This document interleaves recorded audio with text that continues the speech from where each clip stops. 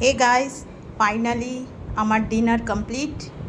Dinner বানানো আমার হয়ে গেছে, তো আপনাদের কাছে চলে এলাম।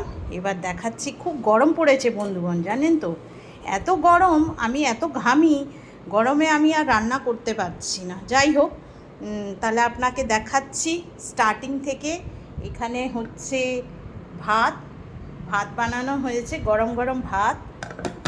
তার সাথে হচ্ছে কারি পাতা দিয়ে টকের ডাল, আম দিয়ে কারি পাতা দিয়ে টকের ডাল। তার সাথে হচ্ছে ডালের বড়া। অ্যান্ড ফাইনালি আমার মটনের পাতলা লাল লাল ঝোল। এই হচ্ছে আমার আজকের ডিনার মেনু। আপনাদের কি কি রান্না হয়েছে জানাবেন বন্ধুগণ। Thank you.